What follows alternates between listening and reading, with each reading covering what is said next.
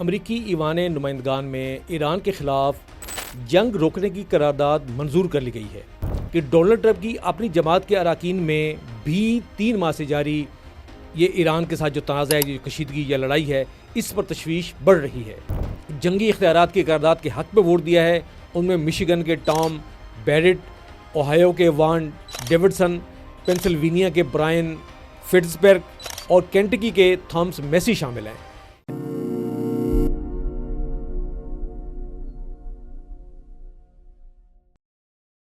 السلام علیکم ناظرین، ایک بڑی اہم ڈیولپمنٹ ہے۔ امریکی ایوان نمائندگان میں ایران کے خلاف جنگ روکنے کی قرارداد منظور کر لی گئی ہے۔ قرارداد میں ٹرمپ کو ہدایت کی گئی ہے کہ جب تک کانگریس جنگ کا اعلان نہ کرے یا فوجی طاقت کے استعمال کی اجازت نہ دے، وہ ایران سے امریکی فوجیوں کو واپس بلائیں۔ امریکی ایوان نمائندگان نے بدھ کو یعنی کہ آج کے روز ایک قرارداد منظور کی ہے، جس کا مقصد صدر ڈونلڈ ٹرمپ کو ایران میں مزید فوجی کارروائی سے روکنا ہے۔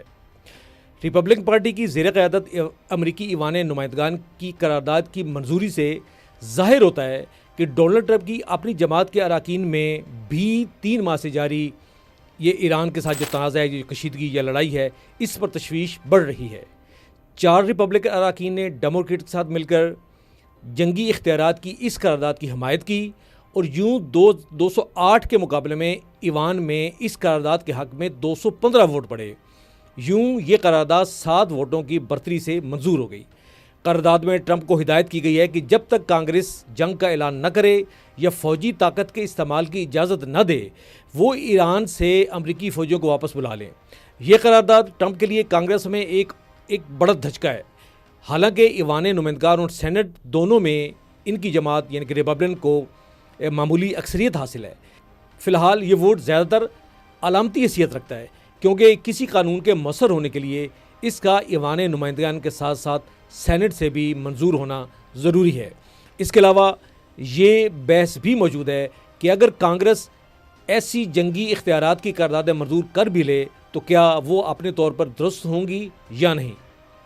اس کے باوجود یہ ووٹ ظاہر کرتا ہے کہ کچھ ریپبلکن ارکان ٹرمپ کی جانب سے اس تنازع کو سنبھالنے کے طریقے سے مطمئن نہیں ہیں، یعنی وہ اس جنگ میں جس طریقے سے صدر ٹرمپ نے جنگ لڑی ہے یا جس طرح سے فیصلے کیے ہیں، وہ ان کے لیے ناقابل اطمینان ہے۔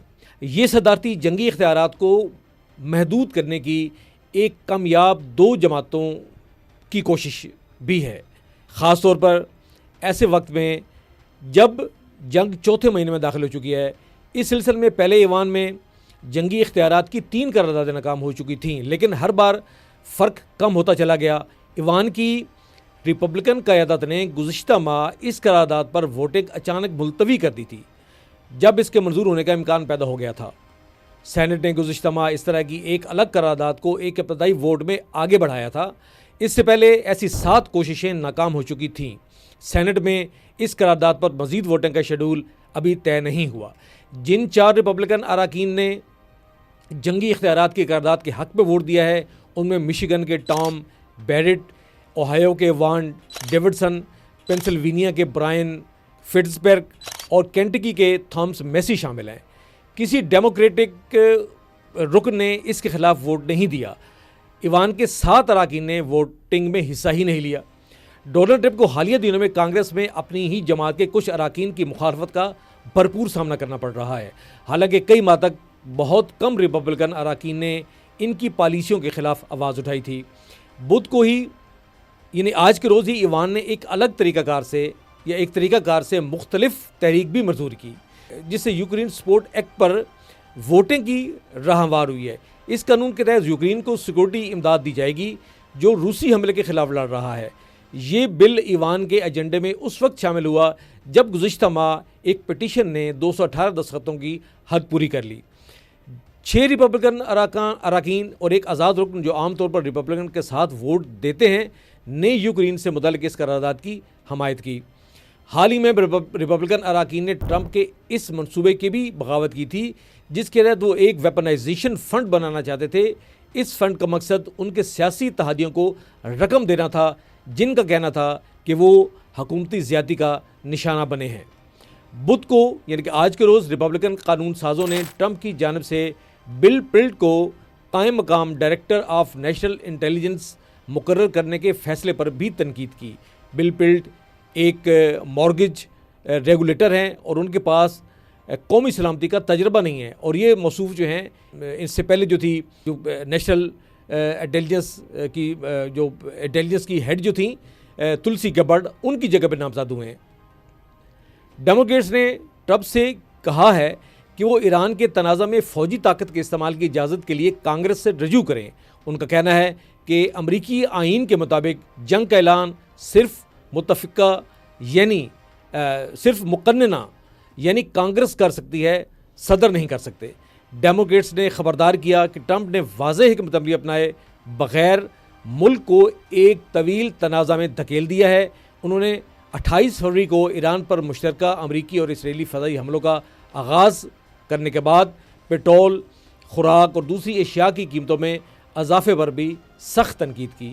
جنگی اختیارات کے اقدامات پیش کرنے والے نمائندے گریگری میکس، جو خارجہ امور کمیٹی کے سینئر ڈیموکریٹ رکن بھی ہیں، نے ووٹ کے بعد ایک بیان میں کہا کہ آج اس جنگی اختیارات کی قرارداد کی منظوری ایک اہم موڑ کی نشاندہی کرتی ہے۔ زیادہ سے زیادہ ریپبلکنز اپنے ووٹرز کی بات سن رہے ہیں جو مشرق وسطیٰ میں ایک اور ایسی جنگ نہیں چاہتے جس کا اختتام واضح نہ ہو۔ ڈیموکریٹس نے نومبر میں ہونے والے وسط مدتی انتخابات سے پہلے معاشی معاملات پر اخراجات اور مہنگائی کو اپنی مرکزی مہم کا حصہ بنا لیا ہوا ہے۔ ان انتخابات سے یہ فیصلہ ہوگا کہ آیا ریپبلکنز کانگریس کا کنٹرول برقرار رکھتے ہیں یا نہیں۔ اپریل میں امریکہ میں پیداواری قیمتوں میں 4 سال کا سب سے بڑا اضافہ ریکارڈ کیا گیا، جس کی وجہ جنگ شروع ہونے کے بعد اشیاء اور خدمات کی لاگت میں تیزی کے ساتھ اضافہ تھا۔ ٹرمپ انتظامیہ کا موقف ہے کہ ایران کے خلاف جنگ امریکی قومی سلامتی کے لیے ضروری ہے۔ انتظامیہ کا کہنا ہے کہ ایران کو جوہری ہتھیار بنانے سے بھی روکنے کی فوری ضرورت ہے۔ جنگی اختیارات کی قراردادوں کے ریپبلکن مخالفین کا کہنا ہے کہ یہ ڈیموکریٹس کی سیاسی نمائش ہے۔ ان کے مطابق ڈیموکریٹس امریکہ کو کمزور کرنا چاہتے ہیں اور ٹرمپ کے خلاف سیاسی نمبر بنا رہے ہیں۔ یوں بنیادی طور پہ اس قرارداد کے بعد جو ایک صورتحال سامنے آئی ہے امریکی ایوان نمائندگان کی، اس میں بہت زیادہ سپلٹ بھی ہے، اور وہ بنیادی طور پہ ٹرمپ کے خلاف دونوں جماعتیں ریپبلکنز بھی اور ڈیموکریٹس بھی اس بنیادی نقطے پہ متفق ہیں کہ ایران کے خلاف جاری جنگ ہے وہ کسی صورت ان کے لیے قابل قبول نہیں ہے۔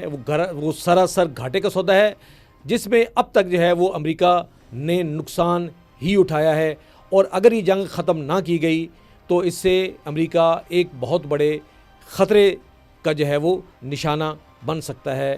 اور یہی ان دونوں جماعتوں کی ایوان نمائندگان کے اندر ایک قرارداد جو ٹرمپ کے خلاف ہے اس کی کے طور پہ اکٹھے ہونے کی ایک بہت بڑی دلیل ہے۔ مجھے اجازت دیجیے، اللہ حافظ۔